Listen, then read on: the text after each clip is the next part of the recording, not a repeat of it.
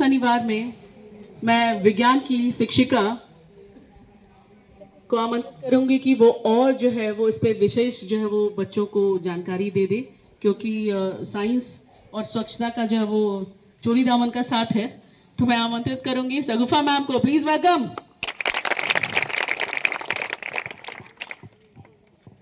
Good morning students and all teachers. जैसा कि आपको स्वाति मैम ने लगभग सारा कुछ बता दिया, ठीक है, तो आप लोग अब तो बहुत कुछ स्वच्छता के बारे में जान चुके होंगे।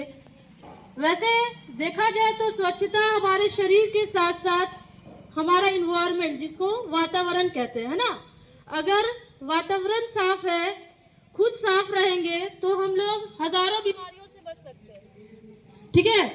तो खुद को सफाई करने के लिए सबसे पहले आपको डेली नहाने की आवश्यकता है।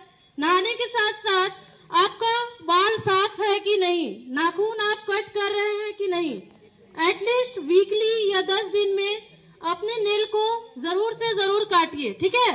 अगर नाखून हमारा बड़ा रहता है तो उससे हम हजारों बैक्टीरिया को खुद से, जैसे हम खाना खा रहे हैं तो बैक्टीरिया को भी खाते हैं, ठीक है। तो इसीलिए नेल जो है, अपने अपने नेल्स को टाइम टू टाइम कट कीजिए, हेयर क्लीन रखिए।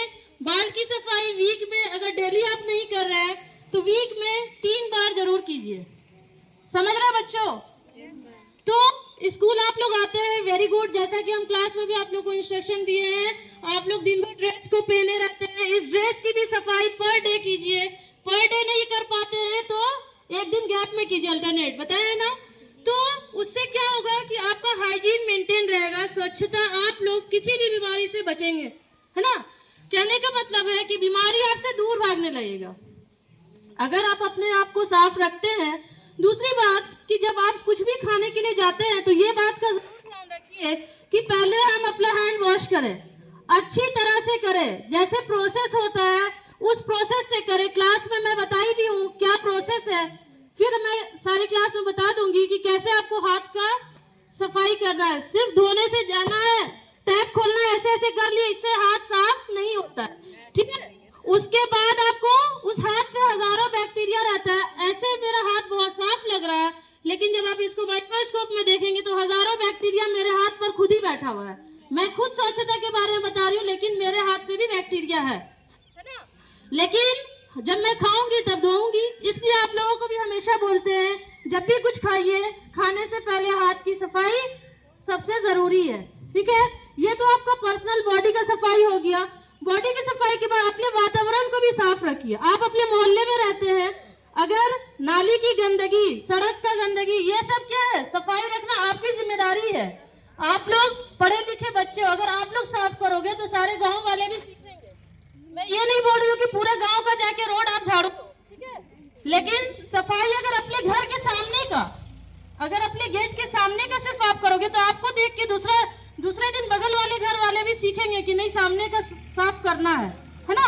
ऐसे होते होते पूरा गांव साफ हो जाएगा, ठीक है। तो खुद भी सीखिए और दूसरों को भी उससे सीख दीजिए कि नहीं, वातावरण अगर साफ होगा तो हम हर बीमारी से बचेंगे।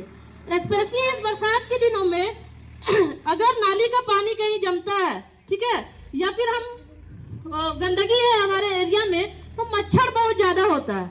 ध्यान देते होंगे आप लोग, मच्छर होता है। तो अभी के सीजन में मलेरिया और टाइफाइड बहुत कॉमन बीमारी, बरसात के सीजन में मलेरिया और टाइफाइड बहुत जल्दी अटैक करता है बॉडी को। तो ये क्यों होता है? इसीलिए होता है, इसी गंदगी के कारण होता है। क्यों? क्योंकि हम अपने मोहल्ले में, हम आस पास में कहीं अगर पानी जमा हुआ है बरसात का, वो छोड़ देते हैं, तो वो 10 दिन के बाद वहाँ क्या होता है, बैक्टीरिया होने लगता है, मच्छर होने लगता है, जिस वजह से हमको टाइफाइड और मलेरिया अटैक करता है।